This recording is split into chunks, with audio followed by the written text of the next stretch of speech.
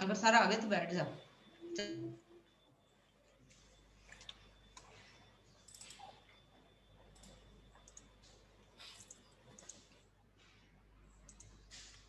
Sir chapter 10। अस्सलाम वालेकुम students, how are you?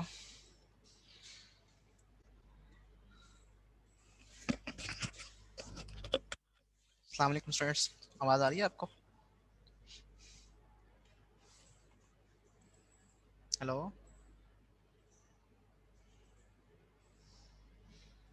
Hello. जी सर, जी सर आ रही है। अच्छा चलें, अच्छी बात है। अस्सलाम वालेकुम आपने सर। वालेकुम अस्सलाम। अस्सलाम वालेकुम सर। वालेकुम अस्सलाम। ओके सो अस्सलाम मेमोरी वालेकुम मैनेजमेंट, वालेकुम अस्सलाम। मेमोरी मैनेजमेंट का जो टॉपिक हम डिस्कस कर रहे थे वो क्लोज हो गया हुआ है। ठीक है, मेमोरी मैनेजमेंट में जितना भी हमने पढ़ना था कि किस तरह से हम प्रोसेस को मेमोरी एलोकेट करते हैं, कंटिग्यूअस मेमोरी एलोकेट करते हैं या नॉन लेकिन कंटिग्यूअस करते हैं। सर, जी sir before starting the topic मैंने आपसे बस इतना पूछा, हमारे टोटल चैप्टर्स कितने इंक्लूड होंगे एग्जाम में? असल में सच टॉपिक्स इंक्लूड होते हैं, चैप्टर्स इंक्लूड नहीं होते। मतलब जो जो किसी चैप्टर में अगर कुछ ऐसे कंटेंट्स हैं जो कि पढ़ना ज़रूरी हैं तो हम वो पढ़ लेते हैं। बाकी कुछ चीज़ें हम उसमें से स्किप कर जाते हैं क्योंकि इतना ज़्यादा हाँ कोर्स हम एक साथ नहीं पढ़ सकते। तो यस सर। तो मेमोरी मैनेजमेंट में जितने भी इंपॉर्टेंट टॉपिक्स है वो हमने डिस्कस कर लिए हैं। अब हमने डिस्कस करना है आईओ डिवाइसेस मैनेजमेंट। तो सीपीयू मैनेजमेंट या प्रोसेस मैनेजमेंट जो है वो मॉड्यूल हमने डिस्कस कर लिया। जब ऑपरेटिंग सिस्टम का कोर्स हमने पढ़ना स्टार्ट किया था तो in the very first lecture I have tell you about that, I have told you about that कि हमारे पास हम 3 डिफरेंट मॉड्यूल्स पढ़ते हैं इस ऑपरेटिंग सिस्टम के कोर्स में। Yes sir. Process management, memory management and IO management. ठीक है, तो प्रोसेस मैनेजमेंट जो है वो जो कोई मॉड्यूल है वो हमने पूरा डिस्कस किया कि किस तरह से प्रोसेस क्रिएट होते हैं, किस तरह से प्रोसेस आपस में इंटर प्रोसेस कम्युनिकेशन करते हैं। जब वो इंटर प्रोसेस कम्युनिकेशन करते हैं तो उसमें क्या क्या इश्यूज आते हैं। ठीक है, उसमें क्रिटिकल सेक्शन प्रॉब्लम आता है, उसको किस तरह से रिजॉल्व करते हैं, सेमाफोर वगैरह क्या होता है, और उसकी वजह से जब हम उसको सॉल्व करते हैं तो फिर डेडलॉक्स आते हैं, फिर डेडलॉक्स को किस तरह से अवॉइड करते हैं या किस तरह से सॉल्व करते हैं, बैंकर्स एल्गोरिथम क्या होता है and so on so for. तो ये सारा का सारा जो टॉपिक था ये सीपीयू मैनेजमेंट का मॉड्यूल था। उसके बाद हमने डिस्कस किया मेमोरी मैनेजमेंट में। मेमोरी मैनेजमेंट में हमने देखा कि एक प्रोसेस को अगर आपने मेमोरी एलोकेट करनी है तो आपने इधर you have to allocate non contiguous memory और कंटिग्यूअस मेमोरी। तो नॉन कंटिग्यूअस मेमोरी में क्या क्या इश्यूज आते हैं, उसमें कम जो है ना कंपैक्शन करनी पड़ती है, एक्सटर्नल फ्रेगमेंटेशन आती है उसमें। तो उस इश्यूज को हमने कहा कि हम जो कंटिग्यूअस मेमोरी अगर हम एलोकेट करते हैं तो अगर हम उस केस में हमने कहा कि हम नॉन कंटिग्यूअस मेमोरी एलोकेट करेंगे, जिसमें हमने सेगमेंटेशन पढ़ा, पेजिंग पढ़ा, और पेजिंग करते हुए हमें कौन कौन से इश्यूज आते हैं। ठीक है, और किस तरह से हम लॉजिकल एड्रेस को फिजिकल एड्रेस में ट्रांसलेट कर सकते हैं। ठीक है, तो ये सारी की सारी चीज़ें जो हैं हमने उसमें डिस्कस की। ठीक है, उसके बाद हमने टीएलपी देखा, टीएलपी क्या होता है अगर हमने फास्टर ट्रांसलेशन करनी है। ठीक है, तो ये सारे फिर हमने पेज टेबल देखा, और पेज टेबल जो है वो किस तरह से मेंटेन होता है। 1 level page table, 2 level page table, 3 level page table. उस केस में हमारी पेजिंग जो है उसको हम लॉजिकल ड्रेस को किस तरह से हम पी और डी और P1 P2 P2 P3 इस तरह से बिट्स में डिवाइड करेंगे। तो वो सारी सारी चीज़ें हमने मेमोरी मैनेजमेंट में देखी। अब हम तीसरे मॉड्यूल को डिस्कस करने जा रहे हैं which is IO devices management. IO devices management जो सबसे मेजर डिवाइस है वो है हार्ड ड्राइव। ठीक है, तो हार्ड ड्राइव को हम डिस्कस करने जा रहे हैं। तो सबसे पहले हम हार्ड ड्राइव का थोड़ा सा स्ट्रक्चर देख लेते हैं। तो this is the structure of hardware hard disk. ठीक है, तो ये हार्ड डिस्क का स्ट्रक्चर है। ठीक है, इसको थोड़ा सा डिस्कस कर लेते हैं। Let's discuss about hard disk. आपको मैं बताता चलूँ कि आपके पास जो हार्ड डिस्क होती है, जो हार्ड ड्राइव होती है, ठीक है, जो आपको इनफैक्ट इस तरह से एक बॉक्स की तरह नज़र आ रही होती है। ठीक है, और उसमें आपको एक सर्कुलर प्लेट इस तरह से नज़र आ रही होती है। ठीक है, तो ये हमारी हार्ड डिस्क होती है। तो असल में ये जो आपको एक प्लेट नज़र आती है ये वाली, ठीक है, ये सर्कुलर प्लेट नज़र आती है, ये असल में एक प्लेट नहीं होती, ये मल्टीपल प्लेट्स होती हैं इस तरह से। इस तरह से तय आपस में इस तरह से एक दूसरे के ऊपर जो है वो रखी होती हैं। ठीक है, इसको हम कहते हैं प्लेटर। तो ये प्लेटर ए है, प्लेटर बी है, प्लेटर सी है एंड सो ऑन। इस तरह से हमारे पास जो है ना वो मोर देन वन प्लेटर्स जो हैं वो हो सकते हैं, ठीक है। अब ये हमारे पास जो ये एक स्पिंडल होता है, ठीक है, जिसके राउंड अबाउट ये प्लेटर्स जो हैं वो रोटेट करते हैं, मूव करते हैं, ठीक है। ये स्पिंडल है हमारे पास, इसके राउंड अबाउट जो है ना इस तरह से मूव करती हैं ये ड्राइव्स, ठीक है। ये दोनों तरफ मूव कर सकते हैं, लेफ्ट टू राइट और राइट टू लेफ्ट भी मूव कर सकती हैं, ठीक है। अब अगर हम एक प्लेटर की बात करें, एक प्लेटर का जो स्ट्रक्चर होता है, ठीक है, उसमें डिफरेंट ट्रैक्स होते हैं इस तरह से, इस तरह से। तो ये हमारे पास जो है, ये हमारे पास एक सिंगल ट्रैक है, ये ट्रैक 1 है, ये पूरा का पूरा एक ट्रैक है हमारे पास। अगर हम ट्रैक 2 की बात करें, ये हमारे पास ट्रैक 2 है, ठीक है। अगर हम ट्रैक 3 की बात करें, ये हमारे पास ट्रैक 3 है,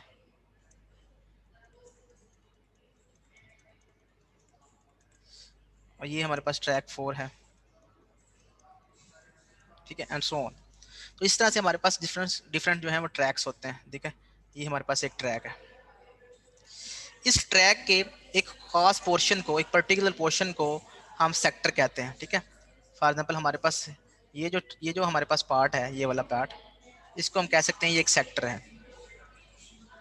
तो एक जो प्लेटर होता है, प्लेटर के ऊपर हमारे पास मल्टीपल ट्रैक्स होते हैं और हर ट्रैक के ऊपर मल्टीपल सेक्टर्स होते हैं। तो ये एक सेक्टर है, ये सेक्टर है, ये एक सेक्टर है, ये एक सेक्टर है, मतलब ये एक सेक्टर है, ये एक सेक्टर है, ये एक सेक्टर है।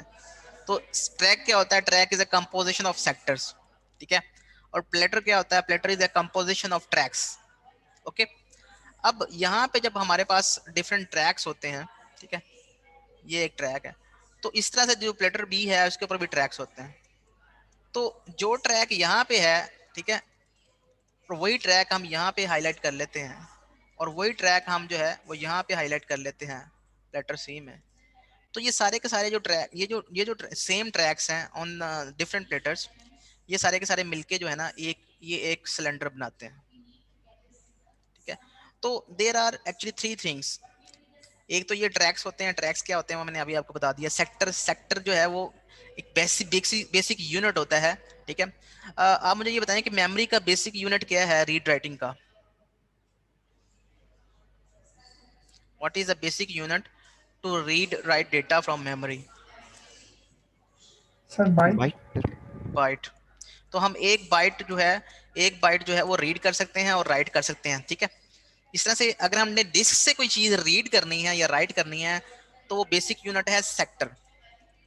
तो डिस्क से अगर हमने कोई चीज रीड या राइट करनी है तो हम एक सेक्टर जो है वो रीड कर सकते हैं या राइट कर सकते हैं, ठीक है। नॉर्मली एक सेक्टर का जो साइज होता है वो बाइट्स की फॉर्म में हम कहें तो अगर हम 512 बाइट्स कह सकते हैं। तो इतनी बाइट्स जो है हम डिस्क से रीड कर सकते हैं या राइट कर सकते हैं। अब रीडिंग राइटिंग होती कैसे एक्चुअली? इनफैक्ट जितने भी हमारे पास स्प्लिटर्स होते हैं उतने हमारे पास यहाँ पे हेडर्स होते हैं, ठीक है। यहाँ पे भी एक हेडर लगा हुआ है, यहाँ पे भी एक हेडर लगा हुआ है, यहाँ पे भी एक हेडर लगा हुआ है, ठीक है। तो यहाँ पे एक बेसिकली एक इनको हेड कंट्रोलर होता है, ठीक है, जो इस हेडर को भी कंट्रोल कर रहा है, इस हेडर को भी कंट्रोल कर रहा है, इस हेडर को भी कंट्रोल कर रहा है, ठीक है। ये जो एरिया है हेडर का, ठीक है, ये बेसिकली किसी एक सेक्टर को पॉइंट कर सकता है, किसी एक सेक्टर को पॉइंट कर सकता है। मतलब अगर आपने रीड राइट करना है किसी भी प्लेटर बी से या प्लेटर सी से आपने रीड करना है तो आप इस हेडर के थ्रू रीड करेंगे, और ये जो एरिया है जिस सेक्टर को पॉइंट कर रहा होगा, मतलब जो सेक्टर इसके नीचे आ रहा होगा, वो आप रीड राइट कर सकते हैं। तो अगर मैंने फॉर एग्जांपल यहाँ से मैंने रीड करना है, मैंने यहाँ से रीड करना है, ये वाला सेक्टर रीड करना है, तो ये जो हेडर है इसका कंस्ट्रेंट ये है, ये हेडर जो है ये ट्रू फ्लो मूव कर सकता है, या यहाँ मूव कर सकता है, ये यहाँ मूव कर सकता है, ये यहाँ मूव कर सकता है एंड सो ऑन। मतलब ये इस तरह से मूव कर सकता है हेडर यहाँ, तो यहाँ से अगर हेडर यहाँ पे लगा हुआ है, ठीक है, तो यहाँ पे रीड कर सकता है, या फिर आगे मूव कर सकता है, यहाँ पे रीड कर सकता है, या फिर आगे मूव कर सकता है इस ट्रैक से यहाँ पे रीड कर सकता है, या फिर आगे मूव कर सकता है इस ट्रैक से यहाँ पे रीड कर सकता है। मतलब ये सिर्फ एक डायरेक्शन में यहाँ से आगे पीछे जो है वो मूव कर सकता है। अब अगर यहाँ से कोई चीज रीड करनी है, इस सेक्टर से कोई चीज रीड करनी है, तो वो कैसे रीड करेंगे? वो ऐसे रीड करेंगे कि ये डिस्क जो है वो रोटेट करेगी, ये डिस्क रोटेट करेगी। जब डिस्क रोटेट करेगी तो ये घूम के जो है ना इसके नीचे आ जाएगा यहाँ पे, ठीक है, और हेडर जो है अकॉर्डिंगली उसके ऊपर जाके उसको रीड कर लेगा। ठीक है, तो इसमें कौन कौन सी मूवमेंट्स आपको नजर आ रही हैं डिस्क के अंदर, कितनी तरह की आपको मूवमेंट्स नजर आ रही हैं हार्ड डिस्क के ऊपर डेटा रीड करने के लिए? कौन सी फिजिकल मूवमेंट्स आपको नजर आ रही हैं? रोटेशनल आ रही है। एक तो डिस्क मूव कर रही है, डिस्क रोटेशनल मूव है। ठीक है, और सर दूसरा, sir head back and fourth move करेगा। हाँ, हेड की मूवमेंट है। तो जो हेड मूवमेंट है, ठीक है, इसको हम कहते हैं सीक टाइम। जितना टाइम, अगर फॉर एग्जांपल हमारे पास जो है वो हमारे पास जो है एक डिस्क है, ठीक है, इस तरह से, और हमने फॉर एग्जांपल इस हमारा जो हेड है वो अभी करंटली यहाँ पे पॉइंट कर रहा है, यहाँ पे हमारा हेड पॉइंट कर रहा है। ठीक है, और हमने जो है ना वो इस सेक्टर से ही रीड करना है, इस सेक्टर से।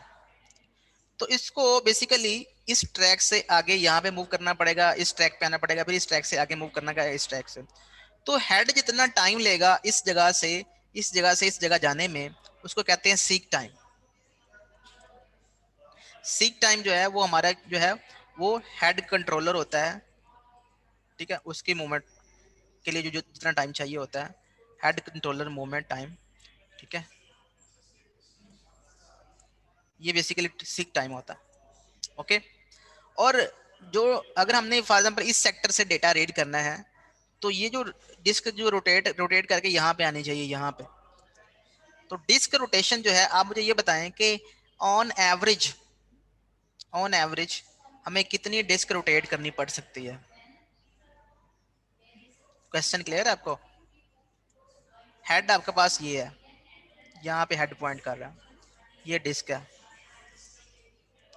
अगर हमने इस सेक्टर से डेटा रीड करना है, तो डिस्क इधर भी मूव कर सकती है, इधर भी मूव कर सकती है। तो आप आपके ख्याल में अगर मेरे पास ये सेक्टर है, इसको हमने रीड करना है, तो मुझे ये लेफ्ट टू राइट मूव करना चाहिए या राइट टू लेफ्ट मूव करना चाहिए?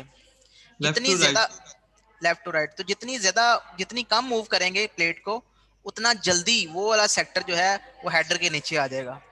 और हेडर के नीचे जब आ जाएगा तो हेडर उसको रीड कर सकता है, वहां से उस सेक्टर से डेटा रीड कर सकता है। ठीक है, तो इसका मतलब है कि हमने डिस्क को कम से कम जो है उस तरफ मूव करना है जिसमें हमें कम से कम डिस्टेंस लग रहा है। ठीक है, number one. Number two, disk की मूवमेंट से इसका जो है ना वो पता चलेगा कि कितना टाइम लगेगा। डिस्क की मूवमेंट ज्यादा होनी चाहिए तो कम टाइम लगेगा, या डिस्क की मूवमेंट कम होनी चाहिए तो वो ठीक सर रहेगा? ज्यादा होगी तो कम टाइम लगेगा। ज्यादा होगी तो कम लाइन होगा। मतलब डिस्क की होती है रोटेशन। तो अगर आप हार्ड डिस्क लेने जाएं, हार्ड डिस्क आप परचेज करने जाएं, तो उसका एक कैरेक्टरिस्टिक होता है। मुझे ये बताएं कि सीपीयू का क्या कैरेक्टरिस्टिक है जब आप उसको लेने जाते हैं, परचेज करने जाते गीगाहर्ट्ज। हैं? गीगाहर्ट्ज। ठीक है, तो सीपीयू जो है आप उसकी उसकी आप फ्रीक्वेंसी देखते हैं। गीगाहर्ट्ज का क्या मतलब है, इसका मतलब क्या है, समझ आती है आपको इसका मतलब? सर उसकी बेस क्लॉक क्या होगी?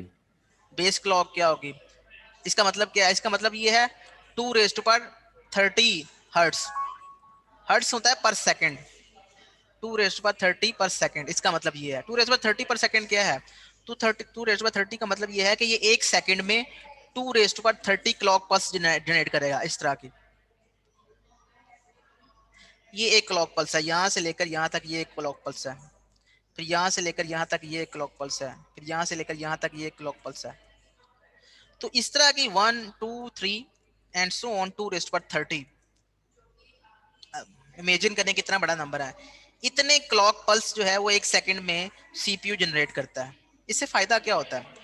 ज्यादा क्लॉक पल्स, अगर हमारे पास ये क्लॉक पल्स है, ठीक है, एक क्लॉक पल्स के ऊपर एक माइक्रो ऑपरेशन परफॉर्म कर सकते हैं। फॉर एग्जांपल, अगर हमने डेटा को मूव करना है, मूव फ्रॉम किसी रजिस्टर R1 से डेटा R2 मूव करना है, तो रजिस्टर R1 से R2 पे डेटा मूव करने के लिए ये एक माइक्रो ऑपरेशन है, ये एक साइकिल में हो जाएगा। तो इससे आप आइडिया लगा सकते हैं कि जितने ज्यादा साइकिल्स होंगे पर सेकंड में, उतने ज्यादा माइक्रो ऑपरेशंस परफॉर्म हो सकते हैं, और फिर ऑब्वियसली उतनी ज्यादा आपका प्रोग्राम जल्दी एग्जीक्यूट होगा। तो इस वजह से सीपीयू की ये वाली जो करेक्टरिस्टिक है इसको देखना जरूरी है। जितना ज्यादा ये होगा, अगर एक प्रोसेसर जो है वो 1 गीगाहर्ट्ज का है, एक 2 गीगाहर्ट्ज का है, तो आपको 2 गीगाहर्ट्ज को प्रेफर करना चाहिए। क्यों? क्योंकि ये इससे 50 टाइम्स फास्टर है। ठीक है, प्रोसेसर बी जो है ये प्रोसेसर ए से 50 टाइम्स फास्टर है। तो ये कैरेक्टरिस्टिक है। इस तरह से हार्ड डिस्क का कैरेक्टरिस्टिक आपको पता है किसी को? सर क्या आरपीएम, चीज? आरपीएम। इसका मतलब समझते हैं क्या है? रेवोल्यूशन पर मिनट। इसका मतलब होता है हाँ रेवोल्यूशन या रोटेशन पर मिनट। तो रेवोल्यूशन पर मिनट जो है पर मिनट होता है। तो ये बताता है कि रोटेशन जो है ना इस हार्ड डिस्क की 1 मिनट में कितनी है। तो नॉर्मली आजकल जो प्रोसेसर्स आ रहे हैं, ठीक है, उनमें जो आरपीएम आ रहा है हार्ड डिस्क में तो 7200 7200 भी आ रहा है और 5400 और बहुत ही 5400 कम है भी आ जिनमें रहा है। 10000 आता है। बिल्कुल। तो ये 5400 जो है नॉर्मली ऑन एवरेज आजकल जो है वो लैपटॉप्स में आ रहा है जो इसमें हार्ड डिस्क लगी होती है। इसका मतलब क्या है? इसका मतलब ये है कि 1 सेकंड में डिस्क जो है वो 5400 टाइम्स जो है वो रोटेट कर सकती है। उसकी स्पीड ये है, उसकी स्पीड ये है कि घूम सकती है 1 सेकंड में वो 5400 मरतबा वो घूम जाएगी। तो जब वो 5400 मरतबा घूमेगी 1 सेकंड में, तो आप इमेजिन कर सकते हैं कि उसकी फिर अपनी एक साउंड होगी। ठीक है, और नॉर्मली जब आपने देखा होगा कि जब आपका जो एक कोई हैवी प्रोसेस आप लोड करते हैं मेमोरी में, तो बहुत ज्यादा डिस्क से रीडिंग राइटिंग हो रही होती है।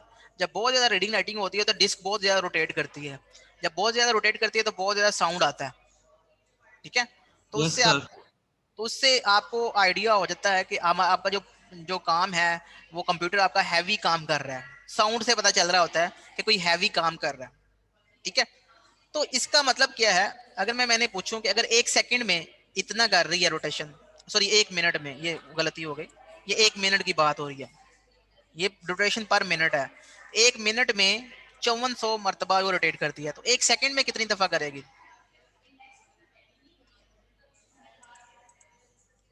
अगर एक डिस्क जो है वो 1 मिनट में 5400 रोटेशंस हैं उसकी, तो 1 सेकंड में कितना करेगी?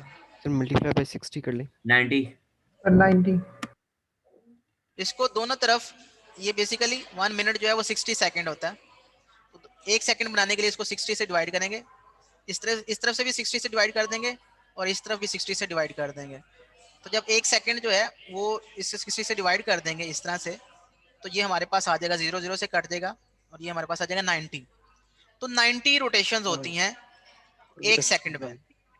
1 सेकंड में डिस्क जो है वो 90 टाइम रोटेट करती है 1 सेकंड में। 1 सेकंड कितना होता है? 1 सेकंड हो गया, 1 सेकंड हो गया, 1 सेकंड हो गया, 1 सेकंड हो गया, 1 सेकंड हो गया, 1 सेकंड हो गया। तो ये 1 सेकंड है ये वाला, इतना टाइम। तो इतने टाइम में बेसिकली 90 रोटेट हो गया, फिर 90 रोटेट हो गया, फिर 90 रोटेट हो गया, फिर 90 रोटेट हो गया, फिर 90 रोटेट हो गया, फिर 90 रोटेट हो गया। तो आप देख सकते हैं कि डिस्क की स्पीड कितनी है। ठीक है, तो जितनी ज्यादा स्पीड होगी उतना ज्यादा आपका जो डेटा है वो जल्दी रीड हो सकता है। क्यों?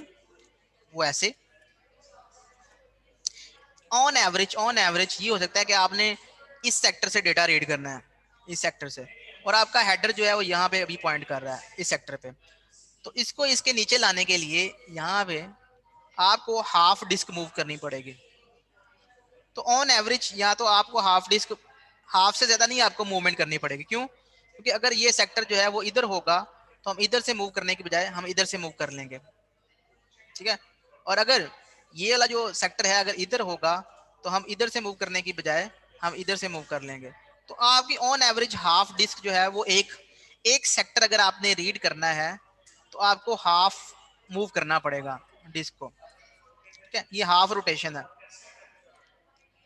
तो आप अगर मैं कहूं कि हाफ रोटेशन कितने टाइम में होगी, आप बता सकते हैं?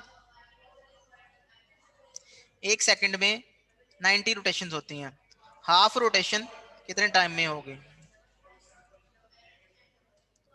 तो इधर भी 90 से डिवाइड कर देंगे, इधर से भी 90 से डिवाइड कर देंगे, तो ये आ जाएगा यहाँ पे 1, यहाँ पे आ गया जनाब 1। ठीक है, 1 रोटेशन होगी 1/90 सेकंड में 1 रोटेशन। और हाफ रोटेशन कितने में होगी? फिर 2 से डिवाइड कर दें, तो ये बेसिकली आ जाएगा 1/80। 0.01। 1/80 मतलब 1 सेकंड के 180वें हिस्से में, ठीक है, आपकी जो है ये रोटेशन हो जाएगी। तो इतने टाइम में बेसिकली वो रोटेट करेगी, ठीक है। अब आप मुझे बताएं कि जब मैंने डेटा रीड करना है तो मेरा टाइम किस किस चीज पर डिपेंड कर रहा है। मैंने इस सेक्टर से डेटा रीड करना है। सर रीड रेड हेड कितना एक्यूरेट उसकी स्पीड पे डिपेंड करता है, फिर आरपीएम पे डिपेंड करता है। तो अगर आपको अब बेसिकली अगर आपने डेटा रीड करना है, रोटेशन इसको पे कहते हैं, हाँ इसको कहते हैं डिस्क आयो, ठीक है, डिस्क आयो टाइम, ठीक है। डिस्क आयो टाइम जो है अगर आपने निकालना है, ठीक है, तो आपको बताना पड़ेगा कि आपकी आरपीएम कितनी है, डिस्क की रोटेशन कितनी है। रोटेशन अगर आपको पता चल जाएगी तो इससे आप रोटेशन टाइम निकाल सकते हैं, डिस्क का रोटेशन टाइम निकाल सकते हैं। इसको लेटेंसी भी कहते हैं, लेटेंसी टाइम, ठीक है। नंबर 1, अगर आपको फॉर एग्जाम्पल सीक टाइम अगर आपने निकालना है, सीक टाइम, तो सीक टाइम जो है वो आपको निकालने के लिए आपको बताना पड़ेगा कि हेड जो है वो कितना टाइम, हेड मूवमेंट जो है वो कितनी होती है। आपको पता है कि डिस्क जो है वो ये उसका इस तरह से वो इंचेस में देते हैं कि इसका साइज क्या है। आपको पता है कि डिस्क जो है छोटी बड़ी भी होती है, वो डिपेंड करता है कि उसका ये इसको क्या कहते हैं, रेडियस। तो ये रेडियस जो है उसका कितना है, ठीक है। तो रेडियस के ऊपर डिपेंड कर रहा होता है कि डिस्क अगर रेडियस ज्यादा है तो डिस्क जो है वो ज्यादा लार्ज मतलब चौड़ी है या उसकी बड़ी है। अगर डिस्क का रेडियस कम है तो डिस्क ऑब्वियसली छोटी होगी, ठीक है। तो अगर डिस्क छोटी होगी तो कम मूवमेंट करनी पड़ेगी, सीक टाइम कम लगेगा। अगर डिस्क बड़ी होगी तो ज्यादा मूवमेंट करनी पड़ेगी, ठीक है। तो सपोज अगर एक सेक्टर से एक ट्रैक से दूसरे ट्रैक पे मूव करना है या दूसरे से तीसरे ट्रैक पे मूव करना है, तो हम बता सकते हैं कि हमने for example 0.1 suppose millisecond लग रहे हैं, सपोज 0.1 मिली सेकेंड लग रहे हैं पर मूवमेंट। हेड की पर मूवमेंट जो है वो 0.1 मिली सेकेंड में हो रही है, ठीक है।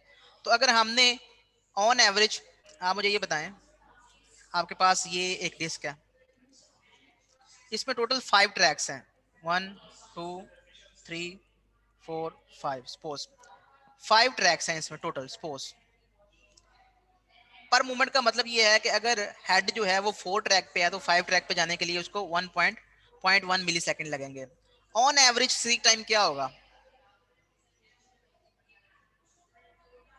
नहीं समझ आई क्वेश्चन की? No question sir. ये है कि आपका हेडर जो है वो यहाँ पे है, ट्रैक 1 पे पॉइंट कर रहा है।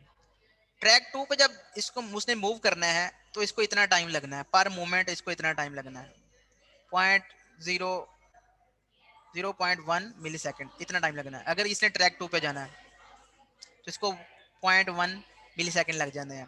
लेकिन अगर इसने ट्रैक 1 से ट्रैक 5 पे जाना है तो फिर इसको कितना टाइम लगेगा? 0.1 मल्टीप्लाई बाय 5 मल्टीप्लाई बाय 5, ठीक है। तो टोटल वर्स्ट केस, ये वर्स्ट केस है कि पहले ट्रैक पे है वो पॉइंट, हेडर जो है वो पहले ट्रैक पे पॉइंट कर रहा है लेकिन उसने 5th पॉइंट पे जाना है, 5th ट्रैक पे जाना है, तो उसको 5 दफा मूव करना पड़ेगा, 1 2 3 4 5 इस तरह से आगे। तो उसको 0.1 मिली सेकेंड मल्टीप्लाई बाय 5, ठीक है, तो उसको 0.5 मिली सेकेंड लगेंगे। तो हेड मूवमेंट जो है उतना, सीक टाइम जो है वो हमारा 0.5 मिली सेकेंड होगा इस केस में। लेकिन ये तो है वर्स्ट केस कि मतलब वो पहले ट्रैक पे पॉइंट कर रहा है और उसने आखिरी ट्रैक पे जाना है, ये वर्स्ट केस है। एवरेज केस क्या होगा? उसको एक ट्रैक मूव करना पड़ेगा या 2? एवरेज केस में ये होगा कि आपके टोटल अगर 5 ट्रैक्स हैं तो उसको आप 2 पे डिवाइड कर दें, ठीक है। तो 2 पे डिवाइड करेंगे आप, ठीक है, तो आप फॉर एग्जांपल वो ट्रैक 1 पे है तो इसका, इन दोनों को हम इसका सीलिंग ले लेंगे तो आंसर आएगा 3। तो इसका मतलब है उसने एवरेज ये है कि आप ट्रैक 1 पे, आप ट्रैक 3 पे जाना चाहते हैं, या अगर आप ट्रैक 5 पे आप ट्रैक 3 पे आना चाहते हैं तो आपको 2 मूवमेंट करनी पड़ेंगी, ठीक है। तो आप इसको बेसिकली एवरेज सीक टाइम अगर आपने निकालना है तो आप इसको 2 से मल्टीप्लाई करेंगे, ठीक है। तो आपका एवरेज सीक टाइम जो होगा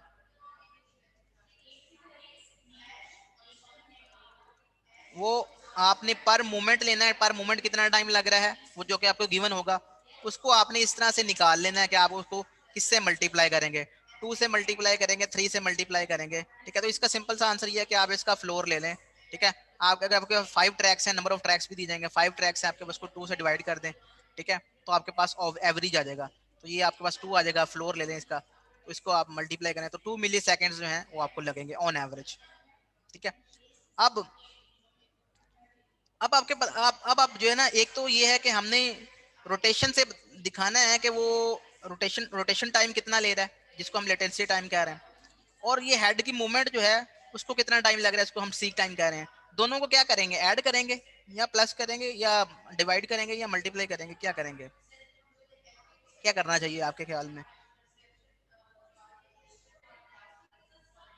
एक तो ये है कि डिस्क आपकी रोटेट हो रही है, तो पहले जिस सेक्टर से, अगर हमने इस सेक्टर से डेटा रीड करना है तो ये सेक्टर रोटेट होकर इस हेडर के नीचे आना चाहिए, तो ये है रोटेशन टाइम या लेटेंसी टाइम।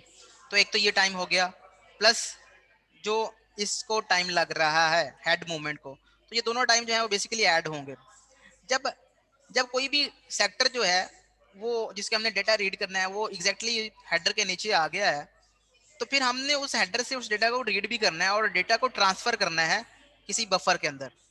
तो आपको आइडिया होगा कि जितने भी हमारे पास डिस्क ड्राइवर्स होते हैं, डिस्क ड्राइवर का आपको पता है डिस्क ड्राइवर्स क्या होते हैं? Yes sir. क्या होता है डिस्क ड्राइवर? सर जो हमारा हार्ड में और सीपीयू में कम्युनिकेट करवाता है। ओके, तो बेसिकली हमारे पास जो है ना जितनी भी ड्राइव्स होती हैं, ठीक है, जितनी भी आयो आयो हमारे पास डिवाइसेस होती हैं, आयो डिवाइसेस, ठीक है, उनके लिए एक कंट्रोलर होता है, ठीक है, आयो कंट्रोलर। तो अगर हम डिस्क की बात करें तो डिस्क कंट्रोलर भी होता है, ठीक है, जो कि फैसिलिटी प्रोवाइड करता है। डिस्क कंट्रोलर हमारे पास यहाँ पे है, ठीक है, और यहाँ पे हमारे पास डिस्क लगी हुई है, ये हमारे पास डिस्क है, और यहाँ पे हमारे पास जो है ये सीपीयू है। तो सीपीयू ने अगर कम्युनिकेट करना है तो उसने बात करनी है डिस्क कंट्रोलर से। डिस्क कंट्रोलर जो है वो डिस्क को कंट्रोल करता है, ठीक है, डिस्क से डेटा रीड करना है, राइट करना है, ठीक है, वो डिस्क कंट्रोलर के थ्रू होना है। सीपीयू ने इंस्ट्रक्शंस जो है डिस्क कंट्रोलर को देने हैं, ठीक है। तो जो डिस्क एक होता है डिस्क ड्राइवर, डिस्क ड्राइवर जो है ना वो बेसिकली सॉफ्टवेयर है, डिस्क कंट्रोलर हार्डवेयर है। डिस्क कंट्रोलर ड्राइवर जो होता है ये यहाँ पे बेसिकली इंस्टॉल होता है इसके ऊपर, डिस्क ड्राइवर कंट्रोलर में, डिस्क ड्राइवर डिस्क कंट्रोलर में इंस्टॉल होता है। तो ये जो है बेसिकली ये इंस्ट्रक्शंस रीड करता है सीपीयू की और उसके अकॉर्डिंगली एक्ट करता है और डिस्क से वो डेटा रीड करता है।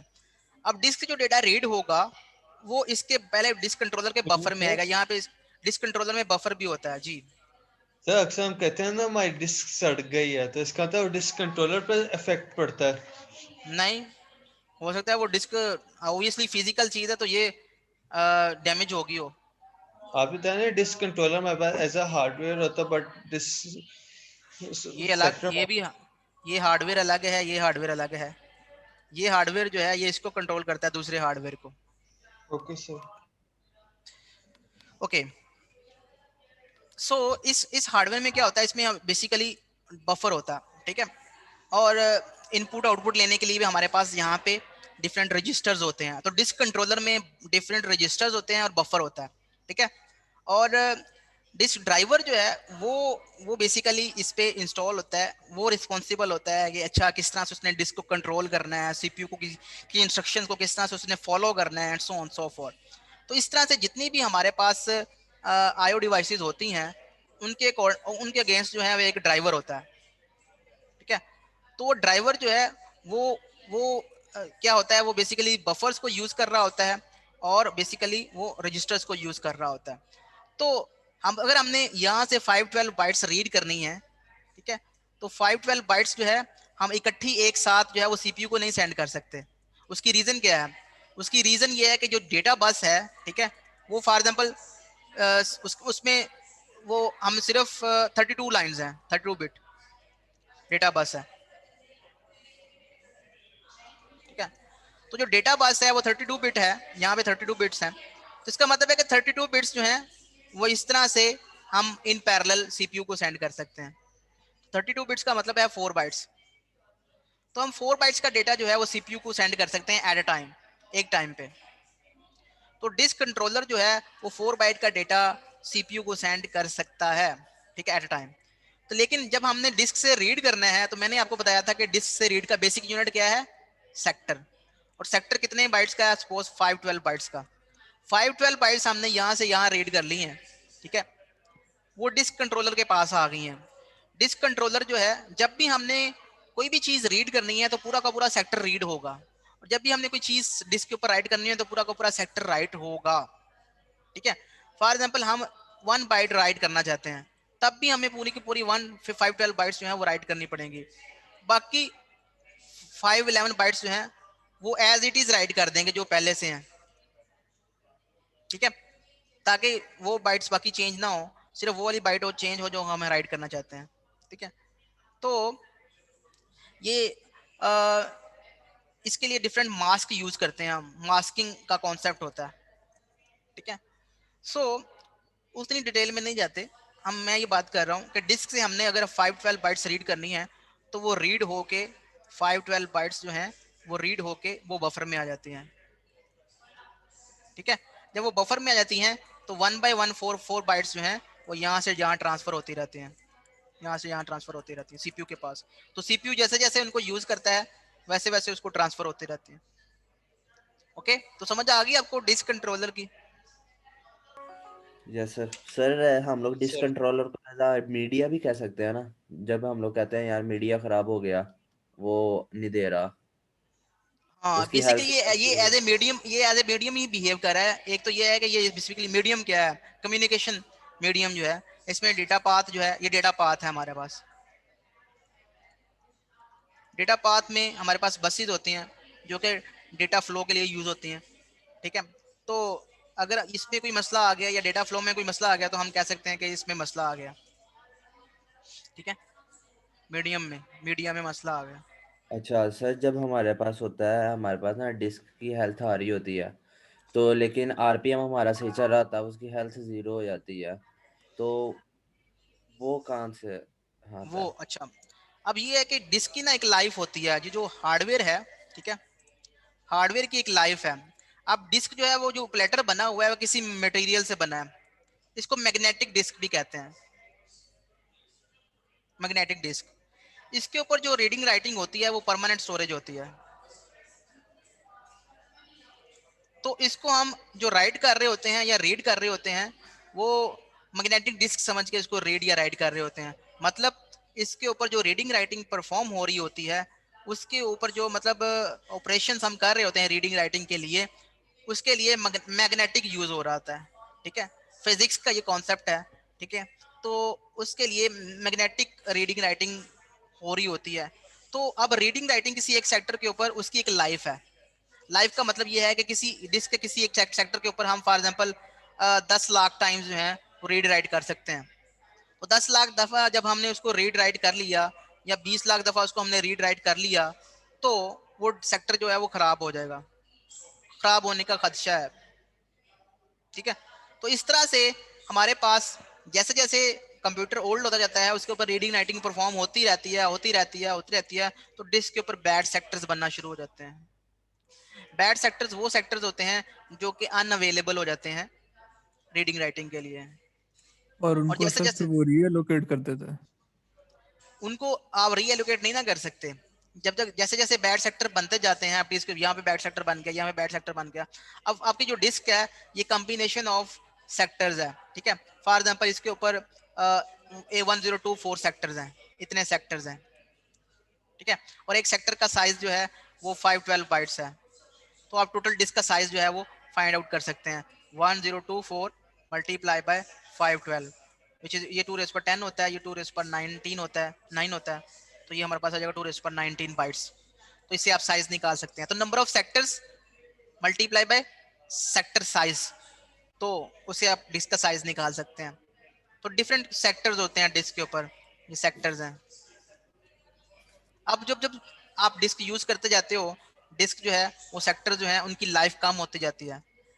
वो मटेरियल के ऊपर डिपेंड करता है कि कितना अच्छा मटेरियल यूज हुआ है, फिजिकली वो प्लेट कितनी अच्छी है, ठीक है, कौन से मटेरियल को कौन सी कंपनी ने वो बनाई है, उसके ऊपर भी मैटर डिपेंड करता है। ये ऐसे कि जैसे चाइना की बाइक है और हमारे पास होंडा की बाइक है, तो दोनों में बड़ा डिफरेंस है, उनमें प्राइस का भी डिफरेंस आ जाता है फिर बाद में, ठीक है। तो होंडा की जो बाइक है उसकी लाइफ ज्यादा है, वो ज्यादा कंट्रोल्ड इन्वायरमेंट है, उसके ऊपर रिसर्च हुई है कि कौन सी चीज कैसे हैंडल करनी है, कौन सी चीज जो है उसका मटेरियल कैसा होना चाहिए, उनकी एक क्वालिटी है।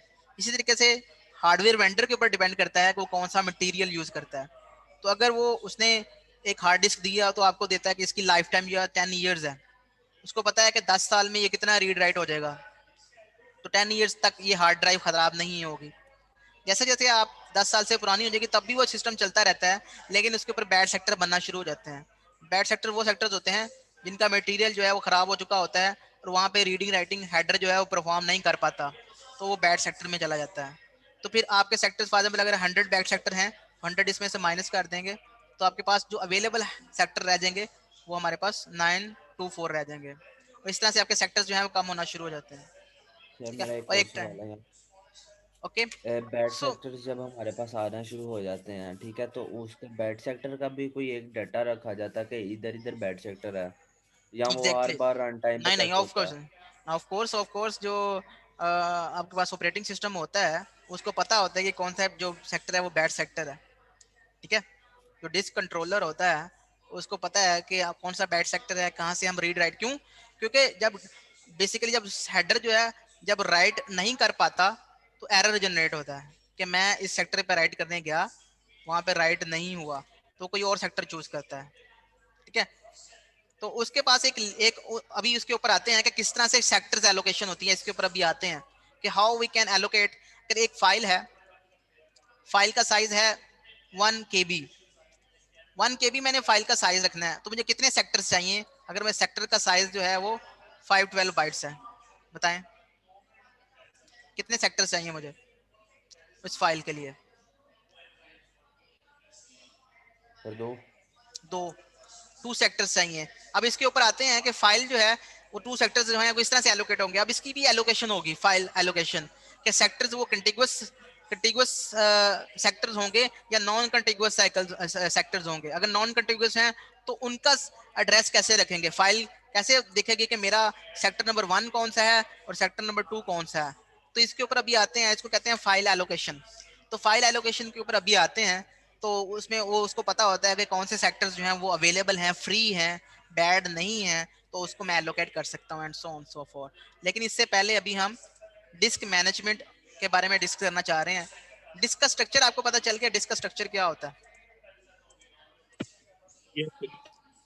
तो ये आर्म असेंबली है जिसमें आपके पास हेडर्स होते हैं, ये आपको नजर आ रहे हैं, 3 हेडर हैं, 3 प्लेटर हैं, और हर स्पिंडल के राउंड अबाउट ये जो जो प्लेटर है ये रोटेट करता है, और प्लेटर के ऊपर डिफरेंट ट्रैक्स होते हैं, जो ट्रैक ट्री है।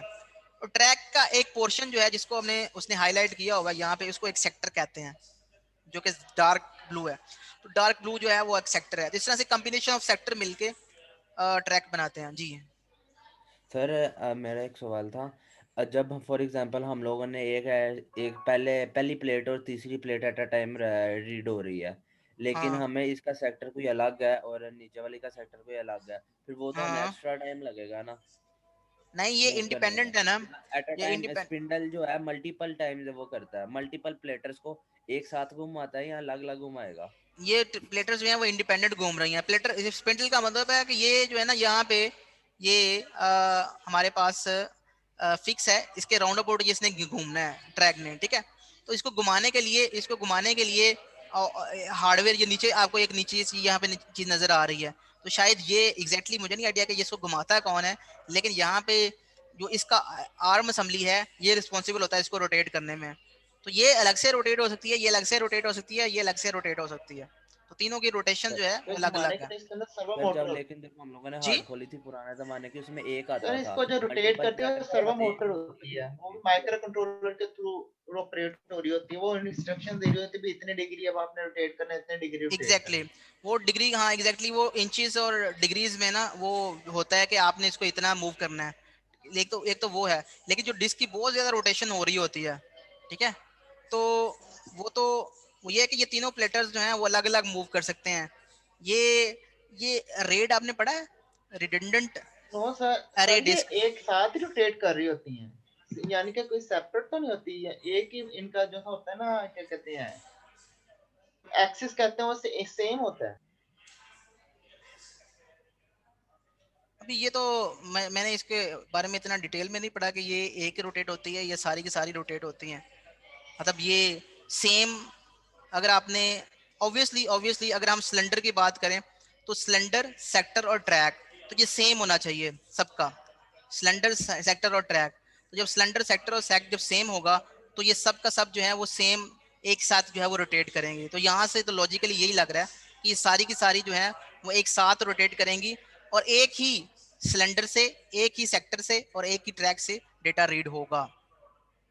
मतलब एक साथ ये रोटेट करेंगी। ये नहीं है कि ये प्लेटर ए जो है वो रोटेट कर रही है, वो कम डिग्री रोटेट कर रही है और प्लेटर बी जो है वो ज़्यादा डिग्री रोटेट कर रही है, ऐसा नहीं है। तीनों प्लेट्स जो है वो सेम डिग्री पे रोटेट करेंगी। ठीक है, ऐसा ही है। तो यहाँ पे वो बेसिकली प्लेटर्स की रेंज के बारे में बता रहा है कि प्लेटर की रेंज जो है वो यहाँ पे इतने ये डिग्रीज में होती है, इंचेस में होती है, 0.85 टू 14 इंचेस तक कॉमनली ये है हमारे पास। तो जो डिस्क के ऊपर जो स्टोरेज डेटा है वो 30 GB टू 3 टेराबाइट तक हम पर ड्राइव जो है वो डेटा उसके ऊपर स्टोर कर सकते हैं। ठीक है, इसके अलावा यहाँ पे उसने विकीपीडिया से यहाँ पे इंफॉर्मेशन डाली हुई है कि स्पिंडल आरपीएम में होता है और इसकी रेंज जो है वो ये है कि आप स्पिंडल को इतना रोटेट कर सकते हैं, 5200 इतना भी रोटेट हो सकता है एंड सो ऑन। तो मैक्सिमम ये 15,000 तक रोटेट हो सकता है। ठीक है, तो मैंने आपको बताया था कि जो लेटेंसी है, ठीक है, जो रोटेशन है वो हाफ होती है, हाफ 1/2 लेटेंसी। तो अगर आपके पास आरपीएम है, आरपीएम अगर आपके पास हमारे पास ये 5200 है तो उसके अकॉर्डिंगली पर सेकंड आप आरपीएस निकाल सकते हैं कि रोटेशन पर सेकंड कितनी होगी, एक सेकंड में कितनी रोटेशन होंगी। ठीक है, और ऑन एवरेज अगर आपको हाफ डिस्क रोटेट करना है तो उसके लिए कितना टाइम है ये भी हम निकाल सकते हैं। तो 3 चीजें इसमें डिपेंड करती हैं, आपका रोटेशन टाइम, आपका सीक टाइम और आपका ट्रांसफर टाइम। ट्रांसफर टाइम के बारे में बताना था, आप भूल गया हूँ मैं उसके, कि जब आपका जो एक तो यह है कि आपकी ये बस डिस्क है तो आपने जिस सेक्टर से डेटा रीड करना है उस सेक्टर को आपने रोटेट करके नीचे लेके आना है, हेडर के नीचे लेके आना है। एक तो ये चीज़ है, ये रोटेशन टाइम होगा। ठीक है, प्लस जो सीक टाइम होगा आपका हेडर की मूवमेंट का। उसके बाद जो आपने डेटा यहाँ से रीड करके मूव करना है, ट्रांसफर करना है बफर के अंदर। ठीक है, तो यहाँ से जो डेटा आपने रोटेट करना है, यहाँ से आपने डेटा रीड करके आपने ट्रांसफर करना है यहाँ से बफर के अंदर। ठीक है, बफर कहाँ पे है, कंट्रोलर में, डिस्क कंट्रोलर में। तो डिस्क कंट्रोलर जो है वहाँ पे जो बफर पड़ा हुआ है यहाँ से आपने डेटा रीड करके ट्रांसफर करना है। तो ट्रांसफर टाइम होगा एक आपके पास, ट्रांसफर टाइम, सीक टाइम और रोटेशन टाइम। तो ये तीनों मिलके आपके पास ओवरऑल डिस्क टाइम बनाएंगे कि डिस्क आयो टाइम कितना होगा। ठीक है, तो रोटेशन टाइम कैसे निकालते हैं, सीक टाइम कैसे निकालते हैं और ट्रांसफर टाइम कैसे निकालते हैं, इसकी एग्जांपल ले लेते हैं। लेट्स टेक इसकी एग्जांपल ले लेते हैं। फॉर एग्जांपल आपका आरपीएम जो है वो है 5400, इतनी रोटेशन है पर मिनट। तो आप मुझे ये बता सकते हैं कि एवरेज रोटेशन पर सेक्टर कितनी होगी, आप बता सकते हैं? अगर एक सेक्टर को रीड करना हो तो उसके लिए एवरेज रोटेशन कितनी होगी, कितना टाइम लगेगा उसके लिए, एवरेज रोटेशन टाइम पर सेकंड पर सेक्टर, ये निकाल सकते हैं आप? या सर अगर हमें सेक्टर के पता हो कि एक सिलेंडर में कितने सेक्टर हैं? नहीं, आपने बेसिकली क्या करना है, सीक टाइम अगर पता हो। आप नहीं देखिए, आपके पास ये इस तरह से आपके पास ये डिस्क है, मैंने सपोज 1024 बाइट्स का डेटा रीड करना है, ठीक है, या मैं इसको 4 से मल्टीप्लाई कर देता हूँ। मैंने 4 KB का डेटा रीड करना है, 4 KB इतना डेटा मैंने रीड करना है डिस्क से। ये क्वेश्चन है मेरा, डेटा मैंने इतना रीड करना है। सेक्टर साइज मैंने आपको बता दिया, सेक्टर साइज जो है ना मैं आपको बता देता हूँ, सेक्टर साइज जो है वो है 512 बाइट्स। तो मुझे कितने सेक्टर्स रीड करने हैं डेटा से, डिस्क से मैंने कितने सेक्टर्स रीड करने हैं। तो ये डेटा को आप, डेटा साइज को आप सेक्टर साइज से डिवाइड कर देंगे तो ये आपके पास नंबर ऑफ सेक्टर्स आ जाएंगे। तो कितने नंबर ऑफ सेक्टर्स आएंगे आपके पास, 4 KB डिवाइडेड बाय 512 बाइट्स। तो ये 4 KB क्या है, 2^12 है, और ये 2^9 है, तो ये कट जाएंगे आपस में, तो 2^3 आ जाएगा, विच इज 8। तो 8 सेक्टर्स आपने डिस्क से रीड करने हैं। तो सबसे पहले आपने नंबर ऑफ सेक्टर्स फाइंड कर लेने हैं कि आपने 8 सेक्टर्स रीड करने हैं। अब मुझे ये बताएं कि अगर मैंने आपको अभी क्वेश्चन किया था कि अगर मेरा हेडर जो है वो यहाँ पे पॉइंट कर रहा है, ठीक है, और मैंने ये वाला सेक्टर रीड करना है, यहाँ से कहीं से सेक्टर रीड करना है, एक सेक्टर रीड करना है, तो डिस्क मुझे कितना रोटेट करनी पड़ती है, हाफ। तो डिस्क मुझे ऑन एवरेज हाफ रोटेट करनी पड़ती है। तो हाफ रोटेशन होगी ऑन एवरेज पर सेक्टर। अब मुझे आपने इसका टाइम बताना है कि हाफ रोटेशन पर एक सेक्टर के लिए मुझे कितना डिस्क को रोटेट करना पड़ेगा, कितना टाइम लगेगा। 1/2 मल्टीप्लाई बाय 8। 1/2 multiply by 8। ये कैसे निकालते हैं, अब ये निकालते हैं। आपने सबसे पहले आरपीएम को ले लेना है। आरपीएम जो है वो रोटेशन पर मिनट है, कि 1 मिनट में इतनी रोटेशंस हो रही हैं पर मिनट है ये। तो आपने सबसे पहले निकालनी है 1 सेकंड में कितनी होंगी। 1 सेकंड में जो रोटेशंस होंगी पर सेकंड रोटेशंस,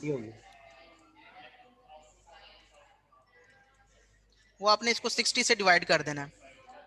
400 डिवाइड बाय 60, इसको 60 से डिवाइड करेंगे, ये 90 आ जाएगा। ये है पर सेकंड रोटेशंस। हमने रोटेशंस नहीं निकालनी, 1 सेकंड में इतनी रोटेशंस है, हमने रोटेशंस नहीं निकालने, हमने निकालने कि हाफ रोटेशन को टाइम कितना लग रहा है। ये क्वेश्चन है मेरा, हाफ रोटेशंस को। तो इस तरफ आपने हाफ लेके आना है इस तरफ, तो इसको 90 से दोनों तरफ डिवाइड कर देंगे, तो यहाँ पे आ जाएगा 1 रोटेशन आ जाएगा। एक रोटेशन जो है वो 1/90 सेकंड में हो रही है, एक रोटेशन, ठीक है। अब एक रोटेशन अगर 1, तो हाफ रोटेशन कितने में होगी, हाफ रोटेशन होगी 1/180 सेकंड्स। तो इतना टाइम लगेगा पर एवरेज रोटेशन पर sector time, average rotation time एक पर सेक्टर, मतलब एक सेक्टर के लिए जो रोटेशन होगी उसका जो टाइम होगा वो कितना होगा, वो टाइम इतना होगा हमारे पास, ये टाइम है। तो ये टाइम आपने हमेशा ऐसे निकालना है जैसे मैंने अभी निकाला है। तो आरपीएम अगर आपको गिवन है तो आप ये टाइम निकाल सकते हैं। तो यहाँ पे आपने लिखना है 1/80 सेकेंड्स। तो इसको आप बेसिकली मिली सेकेंड्स डिवाइड करके मिली सेकेंड्स या नैनो सेकेंड्स में आप लिख सकते हैं। तो मैं यहाँ पे इसका आंसर लिखा लिया। तो एक तो ये रोटेशन टाइम होता है, सबसे पहले डिस्क रोटेट होती है, तो रोटेशन टाइम हमने निकाल लिया। हमने डेटा रीड करना है 4 KB का, उसके लिए हमें 8 सेक्टर्स को रीड करना पड़ेगा, 8 सेक्टर्स, वो अभी हमने निकाला यहाँ से, ठीक है। अब बात कर लेते हैं कि ऑन एवरेज आपका सीक टाइम क्या होगा, ठीक है। तो उसके लिए आपके पास फॉर एग्जांपल गिवन है,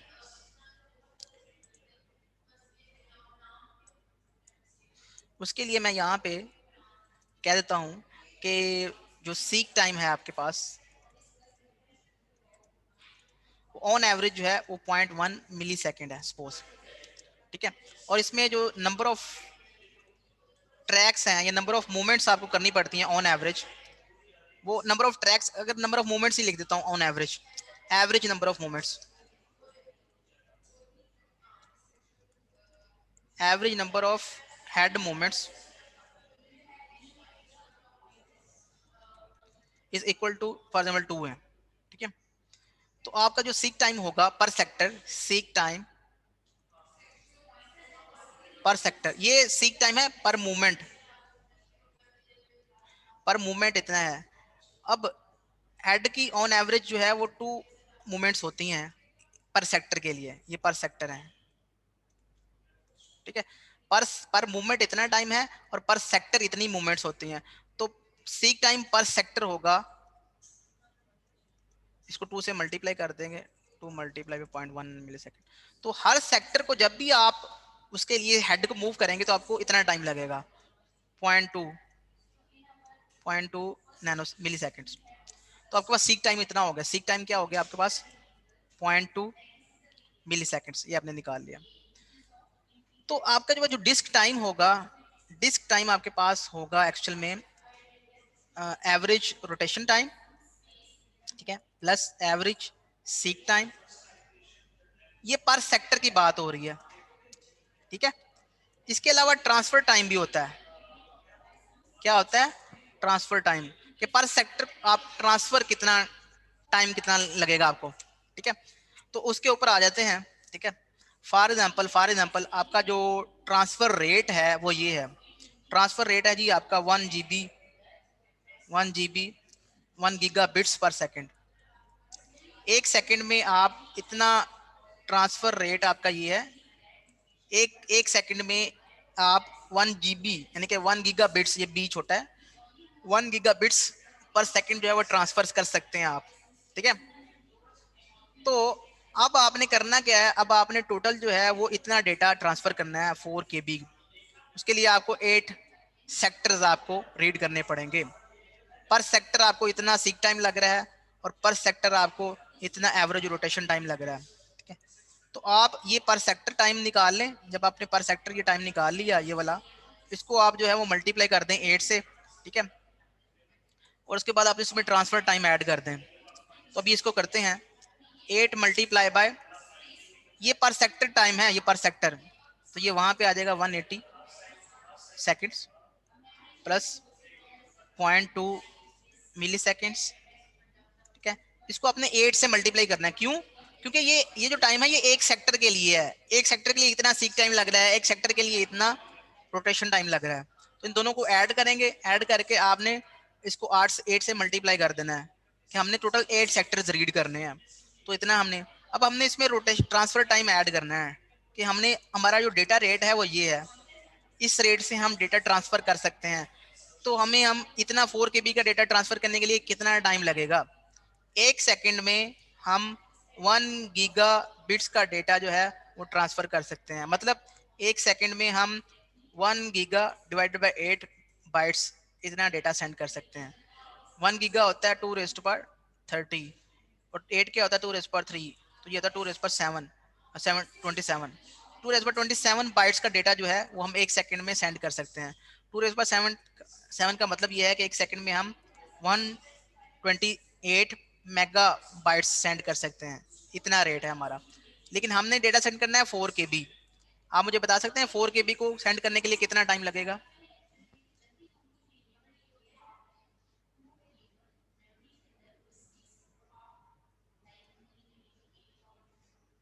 स्टूडेंट्स, आर यू देयर? सुन रहे हैं आप मुझे? नो सर, नोट कर रहे हैं कॉपी पेंसिल पे।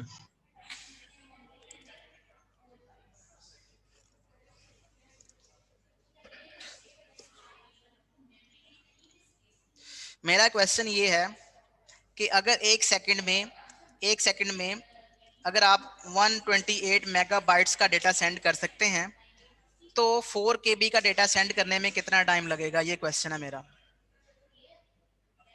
2⁻7। एक सेकंड में आप 128 मेगाबाइट्स सेंड कर सकते हैं, ठीक है। तो 4 KB का डेटा जो है तब आपने सेंड करना हो तो कितना टाइम लगेगा? यहाँ पे आपने ये टाइम निकालना है। सर पहले केबी को हम एमबी में कन्वर्ट करेंगे। हाँ जी, तो करें ना।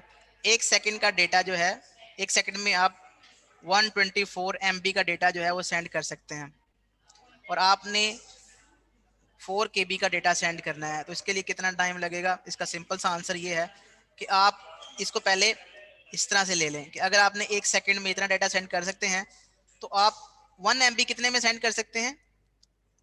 1 सेकंड डिवाइडेड बाय 128। ये आप इसको इधर से डिवाइड कर दें। 1 MB का मतलब होता है 2⁻20, यानी कि 2⁻20 जो है वो 1/128 सेकंड्स में आप सेंड कर सकते हैं। हमने इसको KB में लेके आना है, तो इसको मैं इस तरह से ले सकता हूँ 2⁻10 मल्टीप्लाई बाय 2⁻10 बाइट्स। ये आप इस तरह से 128 सेकंड्स में सेंड कर सकते हैं। तो ये है 1 KB। तो 1 KB का डेटा इसको आप इधर डिवाइड कर दें, तो 1 KB का डेटा 1/28 मल्टीप्लाई बाय 1/10 सेकंड्स में आप सेंड कर सकते हैं।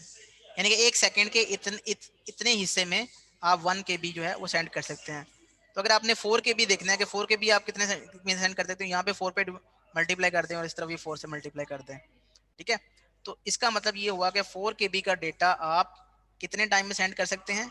ये 2⁻2 है, ये 2⁻7 है और ये 2⁻10 है, ठीक है, इतने सेकंड्स में। तो ये 2⁻2 है, विच इज इक्वल टू 2⁻, ये 17 बनेगा और ऊपर 2 बनेगा तो -15 आ जाएगा। 2⁻−15 में यानी कि 1/2⁻15 सेकंड्स में आप 4 KB का डेटा जो है वो ट्रांसफर कर सकते हैं। ओके, तो ये ट्रांसफर टाइम जो है, यहाँ पे जो भी टाइम आएगा ये वाला टाइम जो है ये हम वहाँ पे ऐड कर देंगे, तो ये हमारा टोटल टाइम निकल आएगा कि इतना टाइम हमें लगेगा। ऑन एवरेज ये 1 सेकंड से भी लेस लगेगा। 1 सेकंड तो 1 सेकंड से बहुत कम लगेगा टाइम, 1 सेकंड तो बहुत ज्यादा है।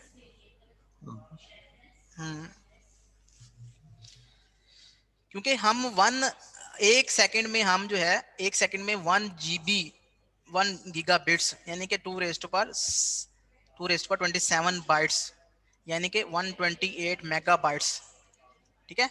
तकरीबन आप 1 GB ही कर लेना, अगर 1 सेकंड में 1 GB का डेटा जो है वो ट्रांसफर कर सकते हैं 1 सेकंड में, तो आप अज्यूम कर लें कि 4 KB तो उसके मुकाबले में कुछ भी नहीं है। तो 4 KB कितने सेकंड में लगेगा? 1 सेकंड के पता नहीं कौन से हिस्से में 4 KB जो है वो सेंड हो रहा होगा, नैनो सेकंड या पिको सेकंड्स में इवन के, हाँ मिली सेकंड तो बहुत दूर की बात, ये पिको सेकंड्स में बात है ये, ठीक है। सो अभी मैंने आपको बता दिया कि किस तरह से आपने डिस्क आईओ टाइम निकालना है। तो अगर आपको RPM गिवन है, आप उससे एवरेज रोटेशनल टाइम निकाल लें, ठीक है, जिसको हम लेटेंसी टाइम भी कहते हैं। अगर आपको सेक्टर साइज भी ऑब्वियसली गिवन होगा। अगर आपको वो गिवन है कि हेड मूवमेंट टाइम गिवन है कि हेड को कितना मूव करने में एक पर मूवमेंट कितना टाइम लग रहा है और कितने सेक्टर्स आपने रीड करने हैं and so on so fourth, ये भी आपको पता है। और ये अभी आपने निकाला कि किस तरह से ट्रांसफर टाइम आपने निकालना है, ट्रांसफर टाइम, डेटा ट्रांसफर, तो इसमें डेटा रेट आपको गिवन होगा।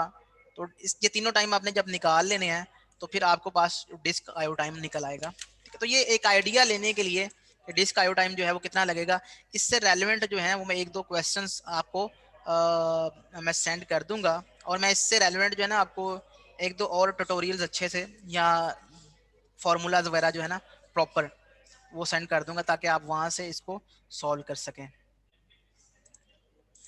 ओके, तो ये तो बात हो गई कि किस तरह से हार्ड डिस्क की परफॉर्मेंस को मेजर किया जा सकता है, ठीक है, उसका एक्सेस टाइम कैसे निकाला जा सकता है। उसमें हमारे पास ट्रांसफर टाइम होता है वो ऐड होता है। इसके अलावा हमारे पास कंट्रोलर ओवरहेड होता है, कंट्रोलर ओवरहेड वही जो हमारा जिसको मैं सीक टाइम कह रहा हूँ, ठीक है। उस पर ट्रांसफर रेट होता है, average seek time and so on so fourth. तो ये RPM होता है इसमें। तो ये सारी की सारी चीज़ें मिलके इन सबको हम ऐड करते हैं तो हमारे पास जो है वो टोटल एवरेज आईओ टाइम निकलता है, ठीक है। तो यहाँ पे उसने एक एग्जांपल सॉल्व की हुई है, लेकिन इस एग्जांपल से कुछ इतना खास समझ नहीं आती, ठीक है। तो मैंने आपको एक रफ सी एग्जांपल दे दी है।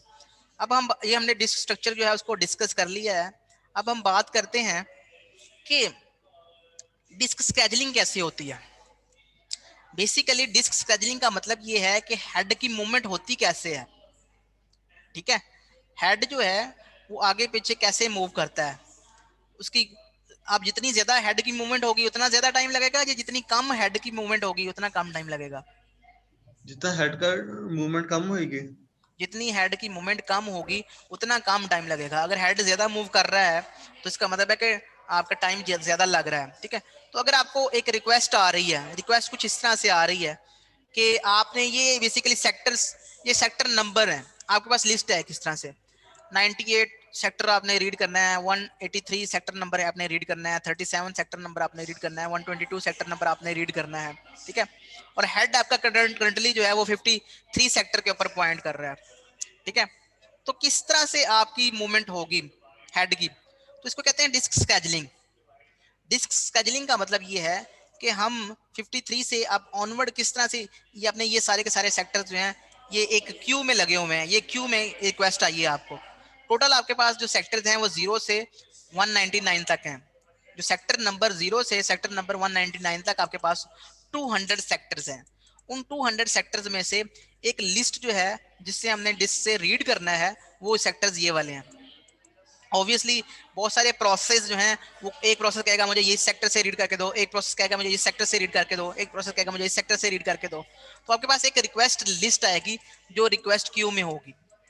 तो रिक्वेस्ट क्यू में आपके पास एक लिस्ट है इस तरह से, और आपका करंटली जो पॉइंटर है वो आपका 53 है।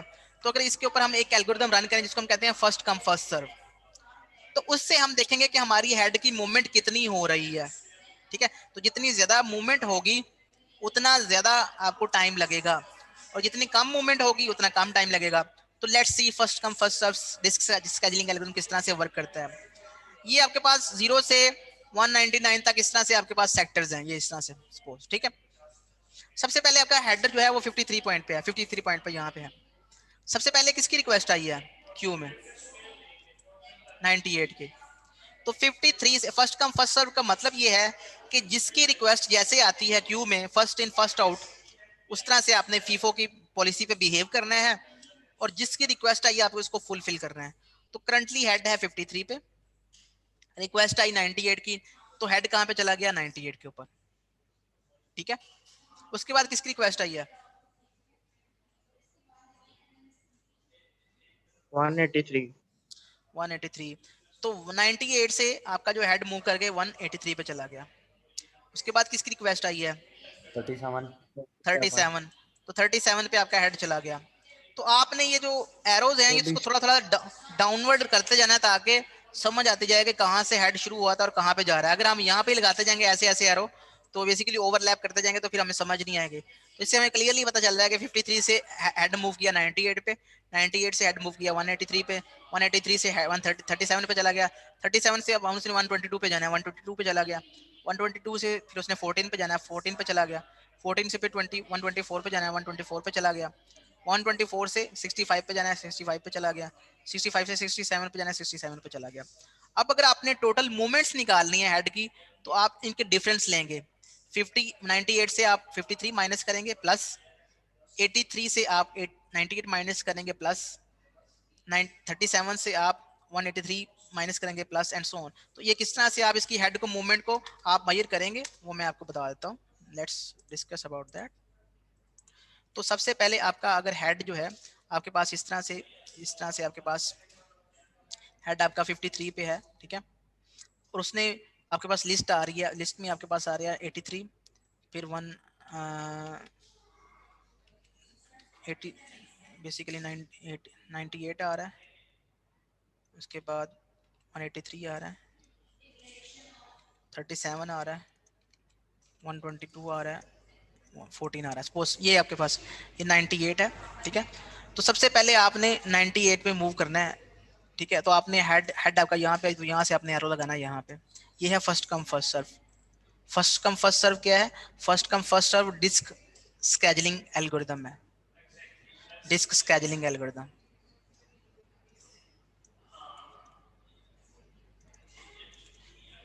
ये क्या है कोई बताएगा ये क्या है 98 183 37 122 14 ये क्या चीजें हैं सेक्टर्स हैं, ये सेक्टर नंबर्स हैं, ठीक है। तो ये सेक्टर नंबर हैं, ये सेक्टर नंबर जो है बेसिकली किसी ने रिक्वेस्ट की है। फॉर एग्जांपल प्रोसेस 1 वो सबसे पहले रिक्वेस्ट करता है, वो कहता है मुझे ये वाला सेक्टर रीड करके दो।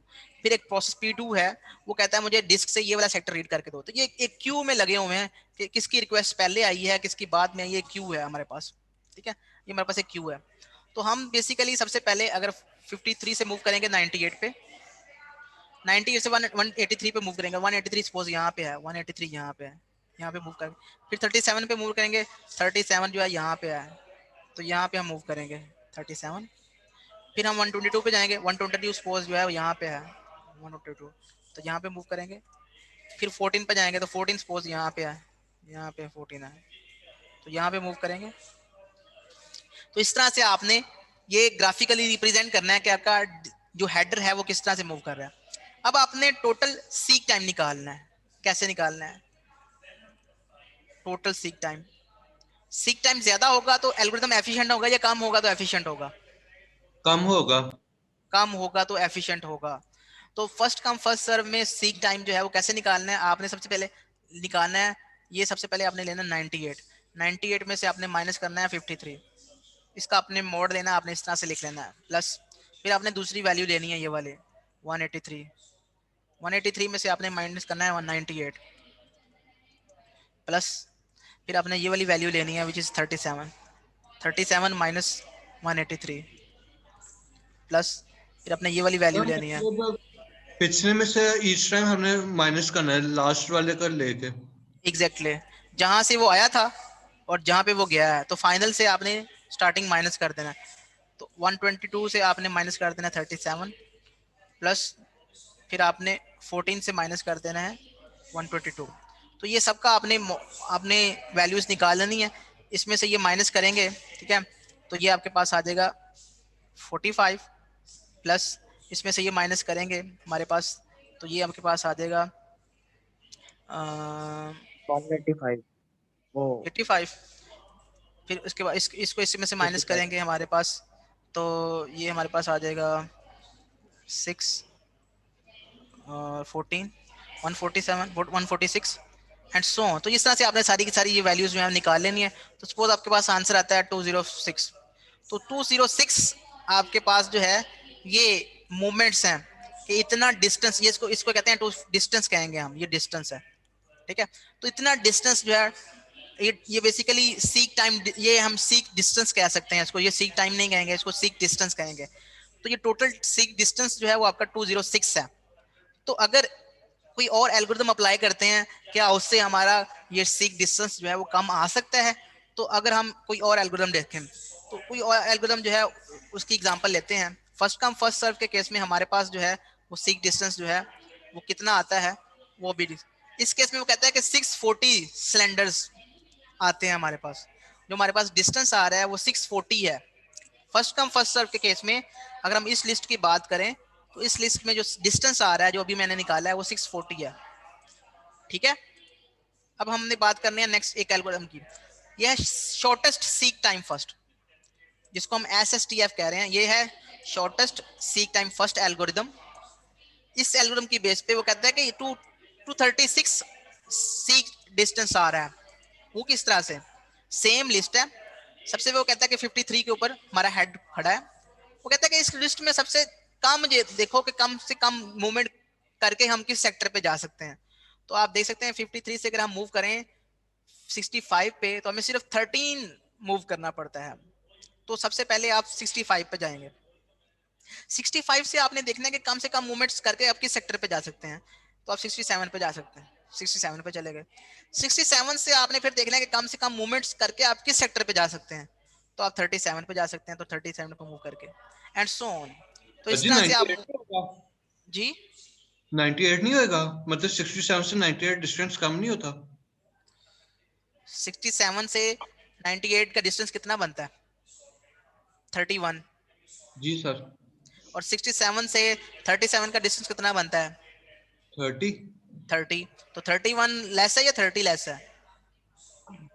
सर ऑन एवरेज अगर देखा जाए तो दोनों ऑन एवरेज नहीं देखना आपने फैक्ट्स के ऊपर जाना है। इसमें एवरेज क्यों निकालना? हमारे पास नंबर्स जो हैं, तो हमने एवरेज के ऊपर क्यों जाना है? एवरेज हमेशा वहां पे निकाली जाती है जहां पे हमें पता नहीं होता कि हमने कितना मूव करना है। इसमें तो हमें पता है क्लियरली कि हमने 37 सेक्टर नंबर रीड करना है। तो आपने 67 से आपने माइनस करना है 38, उसका मोड ले लेना है, और फिर आपने 67 से 37 माइनस करना है, इसका मोड लेना है। तो आपको पता चल जाएगा कि किस तरह से आप किसका शॉर्टेस्ट सीक टाइम जो है वो कम है, मतलब सीक टाइम जिसका कम है तो शॉर्टेस्ट है, तो उसके ऊपर आपने मूव करना है एंड सो ऑन। तो इस तरह से अब आपने टोटल हेड मूवमेंट्स निकालनी है। तो आपके पास जो टोटल हेड मूवमेंट्स आएंगे 236 होंगे। तो शॉर्टेस्ट सीक टाइम फर्स्ट अच्छा हुआ या फर्स्ट कम फर्स्ट सर्व अच्छा हुआ है? Sir shortest seek time first. क्यों? क्योंकि इसमें हेड मूवमेंट्स जो हैं वो इसकी निस्बत बहुत कम है, तो इसमें कम टाइम लगेगा। एक और एल्गोरिदम है स्कैन, ये scan algorithm, C scan algorithm, इसके अलावा सी लुक एल्गोरिदम, ये आप खुद से पढ़ के आइएगा, ठीक है। अगर कोई मसला हुआ तो मैं नेक्स्ट लेक्चर में आपको बता दूंगा, कल वाले लेक्चर में, लेकिन आप कल पढ़ के आइएगा, इनको देखिएगा तो आपको खुद ही आइडिया हो जाएगा। गूगल से आप देखिएगा इसको तो आपको आइडिया हो जाएगा कि ये किस तरह से एल्गोरिदम जो है ये वर्क करते हैं। याद रहे कि ये डिस्क स्केजुलिंग एल्गोरिदम्स हैं। आज हमने डिस्कस किया डिस्क का स्ट्रक्चर और डिस्क का जो है वो आयो टाइम, और उसके बाद हमने डिस्क स्केजुलिंग एल्गोरिदम जो है वो डिस्कस किए हैं। तो आई होप कि आपको अंडरस्टैंडिंग हो गई है। मैं जल्दी जल्दी इस वजह से मूव कर रहा हूँ ताकि जो बेसिक कंटेंट्स हैं, जो ज़रूरी कंटेंट्स हैं, वो लाजमी आपको बता दिए जाएं। तो ये आपने खुद ही पढ़ना है, सी लुक, स्कैन और सी स्कैन। जब आप पढ़ेंगे तो आपको आइडिया हो जाएगा। अगर फिर भी आपको मसला होता है तो मैं कल आपको लेक्चर में बता दूंगा, लेकिन आपने पूछना है मुझे, ये मैंने आपको बताने नहीं है, ये आपने शुरू में मुझसे पूछना है अगर किसी को नहीं आता तो। अदरवाइज फिर मैं यस नेक्स्ट टॉपिक के पास चला जाऊंगा, ठीक है। So let's take your attendance please. Sir अब जो ऑनलाइन की नई पॉलिसी आई है तो उसमें हमारा हाँ, पेपर पैटर्न चेंज होगा? क्यों? यहाँ जिस तरह आपने जो हमें पेपर दिया था उसी तरह पेपर आएगा, हम लोगों ने आपको बाय हैंड सॉल्व करके भेजना होगा? अब आपको तो पूछने की जरूरत ही नहीं है कि पेपर फॉर्मेट क्या होगा, क्योंकि अब तो ऑनलाइन है पेपर, जैसे मर्जी पेपर हो। तो सर आप तो सिलेबस भी बता दें। सर फिर उस हिसाब से तैयारी भी तो करनी होती है ना? तैयारी तो आप करें ना, तैयारी आपने क्या करनी है, अब तो सब कुछ ऑनलाइन है, ओपन बुक ओपन नोट्स है सब कुछ, तो आप क्या एक्सक्यूज करें? सर, जी सर सिलेबस भी बता दें। सही कहा सर आप। सर यार, कल लास्ट क्लास थी ना? सिलेबस बताने के लिए तो मैंने आपको सैंपल पेपर सेंड किया था, आप फिर सिलेबस पूछ रहे हैं। सर मैंने वो तो सिलेबस से भी ऊपर वाली चीज आपको बता दी थी, उससे आपको आइडिया हो जाना चाहिए कि आपने क्या तैयार करना है और क्या नहीं करना। सैंपल पेपर तो वाकई में बहुत इजी और हाँ, तो उस तरह से अगर आपको टेबल दे दिए जाएं या आपसे पूछा जाए, ज़्यादा से ज़्यादा आपको पूछा जा सकता है कि अच्छा इसका लॉजिकल एड्रेस है, इसका फिजिकल एड्रेस बताएं, पे टेबल्स आप देख लें, टेबल्स अगर आपको गिवन है। अदरवाइज आपको पूछा जा सकता है अच्छा लॉजिकल एड्रेस है, पी की बिट्स कितनी है, डी की बिट्स कितनी है, ठीक है। सेगमेंटेशन और पेजिंग में डिफरेंस क्या है, कंपैक्शन क्या होती है, प्रॉब्लम्स क्या है कंटिगुअस मेमोरी एलोकेशन के। तो ये सिलेबस जो है वो आपको पहले से ही बताया हुआ है सारा, अभी मैंने आज फिर रिवाइज करवाया है कि सिलेबस में क्या है। तो आपको मैंने बताया नहीं कि प्रोसेस मैनेजमेंट में हमने क्या क्या पढ़ा हुआ है, फिर मेमोरी मैनेजमेंट में आपको क्या क्या पढ़ा हुआ है, यस सर। तो उसके बारे में हम आईओ मैनेजमेंट अब पढ़ रहे हैं। उसमें हमने डिस्क मैनेजमेंट थोड़ा सा डिस्कस किया है। अब हम डिस्क के ऊपर किस तरह से फाइल्स क्रिएट होती हैं। तो डिस्क का जो बेसिक यूनिट है वो सेक्टर है, और डिस्क जो है अगर हम उसकी बात करें तो उसके ऊपर हम कोई फाइल सेव करते हैं, स्टोर करते हैं, ठीक है। तो वो हम इंशाल्लाह नेक्स्ट लेक्चर में डिस्कस करते हैं कि फाइल्स किस तरह से स्टोर होते हैं। तो सिलेबस सारी वीडियो लेक्चर्स आपके पास पड़े हुए हैं, 5-5 मिनट सारी वीडियोस लेक्चर को दें, आपको पता चल जाएगा कि आपका सिलेबस क्या है। अब तो सारी चीज़ें ऑन रिकॉर्ड हैं, सर क्या जी नहीं। नेक्स्ट लेक्चर लास्ट है या आगे भी होगा? मंडे को लेक्चर होगा आपका, लास्ट लेक्चर जो है वो आपका मंडे को होगा। Okay sir. तो आपके 2 लेक्चर्स हैं अभी, सॉरी आपकी क्लास जो है वो तो ट्यूसडे को होती है, तो ट्यूसडे को आपका लास्ट लेक्चर होगा, ट्यूसडे वाले दिन।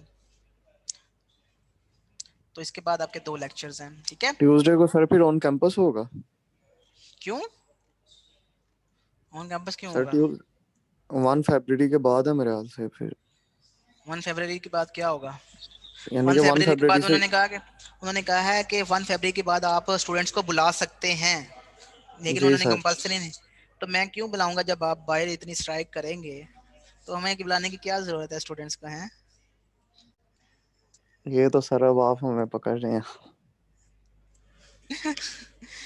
तो आखिरी लेक्चर है, जैसे हमने 30 लेक्चर्स कर लिए हैं ऑनलाइन, उस तरह से हम 31st लेक्चर भी कर लेंगे, तो कोई इशू नहीं होगा।